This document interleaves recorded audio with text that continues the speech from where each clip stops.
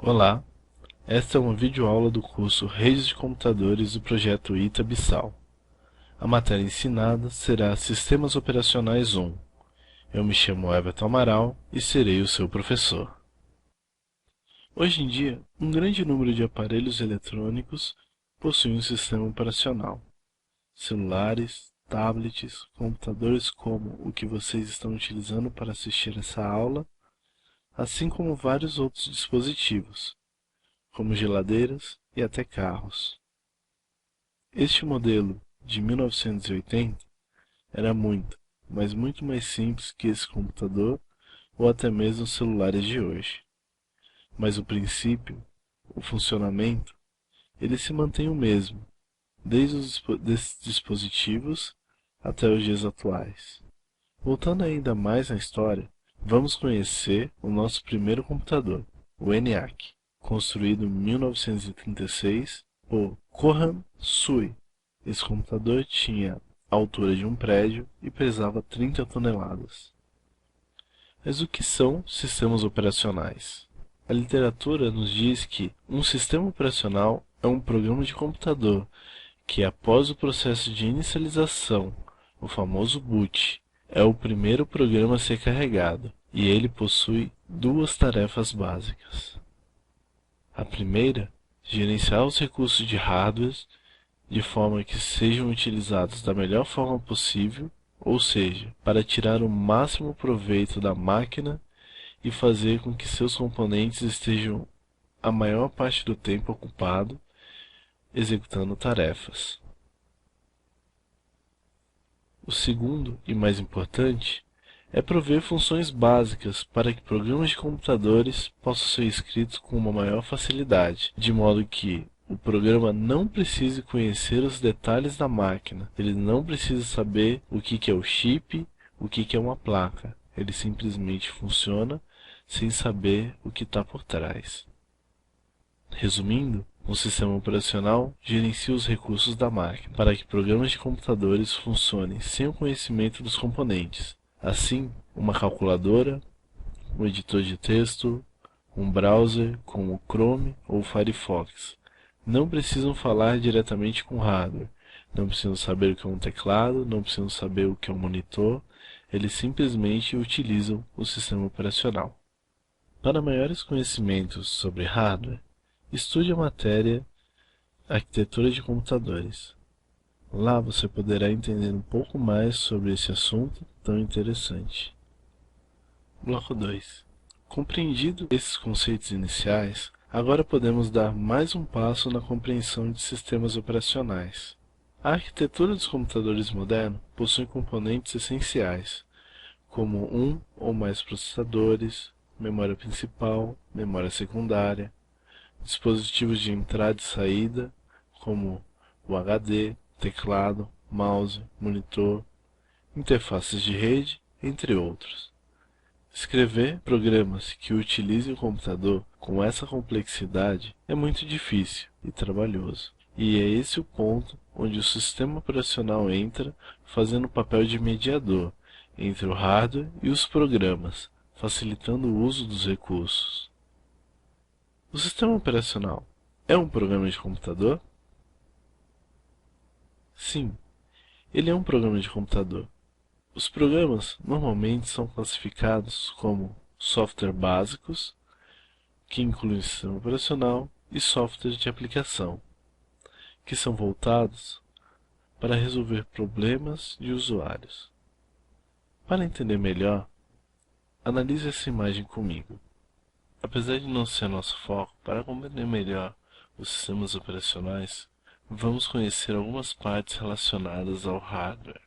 Olhando o diagrama, veremos o que nós chamamos de hardware é na verdade composto por três camadas. Em geral, é um padrão, mas podemos encontrar outros esquemas com mais ou menos camadas.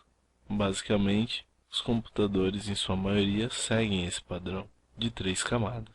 O primeiro nível, de baixo para cima, temos os dispositivos eletrônicos em si, processadores, chips de memória, controladores de disco, teclados e outros dispositivos necessários para o funcionamento do computador. No próximo nível, temos a camada de microprogramação. De forma geral, são pequenos passos chamados de microoperadores que formam uma instrução, como adicionar, mover, jump, etc. Esses conceitos vocês vão poder compreender um pouquinho melhor quando estiverem estudando arquitetura de computadores. O conjunto de instruções do computador é chamado linguagem de máquina, e apesar de ser uma espécie de linguagem, podemos dizer que faz parte do hardware, porque os fabricantes a incluem na especificação dos processadores, para que os programas possam ser escritos.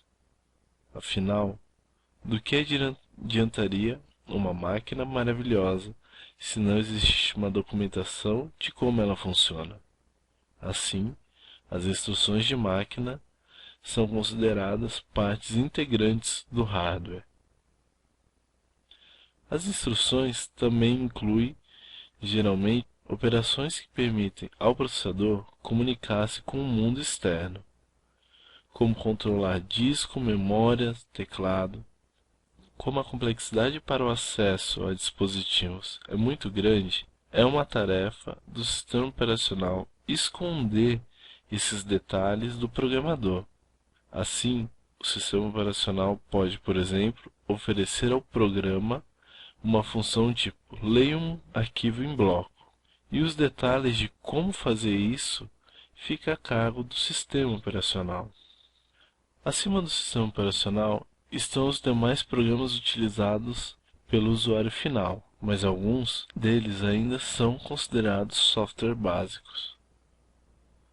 Bem, a primeira lição que vocês precisam realizar é identificar 5 softwares considerados básicos. Essa é uma lição que será avaliada e ela tem um tempo determinado. Após vocês assistirem a videoaula, vocês já vão ter essa lição disponível para vocês estarem fazendo pesquisa. E ao final do horário da aula, ela precisa ser entregue. Caso contrário, ela não será aceita. Então eu preciso que vocês, ao final da aula, possam pesquisar e conhecer 5 softwares básicos usados por sistemas operacionais. A grande vantagem do sistema operacional e os programas que rodam sobre eles, sejam softwares básicos ou softwares de aplicação, é que um sistema operacional roda no modo kernel, enquanto os demais programas rodam no modo usuário. Quais são as vantagens de se rodar no modo kernel? A primeira delas é ter acesso direto ao hardware. Enquanto os outros programas rodam no modo usuário, eles dependem que o sistema operacional determine onde eles podem operar. Por que ele faz isso? Porque ele controla como esses hardwares serão utilizados, como os recursos serão utilizados. E ele garante que nenhum programa acesse uma área que é permitida só para o sistema operacional, e assim ele evita que o computador trave. Bloco 3. Nesta última parte, vamos viajar no tempo e conhecer as fases do sistema operacional, desde o primeiro computador até os dias de hoje. Não podemos falar de sistemas operacionais sem entender um pouco a evolução dos computadores. Sistema operacional, nós podemos dividir a história em 4 partes. A primeira começa em 1945, quando foi criado o primeiro computador. Suas características principais é que ele era um computador feito a válvula e por painéis de conexão. O primeiro computador foi implementado através de válvulas e consistia numa sala inteira de circuitos, consumindo energia suficiente para alimentar uma cidade inteira. Os programas eram realizados através de painéis, onde as conexões realizadas representavam 0 e 1, código binário, da linguagem de máquina. Não existia um conceito de sistema operacional, sendo que cada usuário introduzia o programa no painel e aguardava o resultado. A probabilidade de falha durante a execução do sistema era muito alta, devido à baixa confiabilidade que existiam nas válvulas a vácuo. A segunda geração de sistemas operacionais deu-se início em 1955 a 1960. Os principais pontos que nós vamos falar são os transistores e os sistemas em lote. A primeira vantagem de se trabalhar com transistores é que o tamanho dos computadores começou a diminuir e eles puderam ser comercializados. Assim, eles começaram a ser utilizados fora dos sistemas acadêmicos e governamentais. Nesta época, surgiu a primeira distinção entre projetistas, consultores, operadores, programadores e o pessoal de manutenção. Entretanto, os computadores ainda eram muito caros e deviam ser sempre condicionados em salas com ar-condicionados poderosos e trabalhados por profissionais. Além dos transistores, esta fase é marcada pelo trabalho em lote, onde eram passadas instruções para a máquina.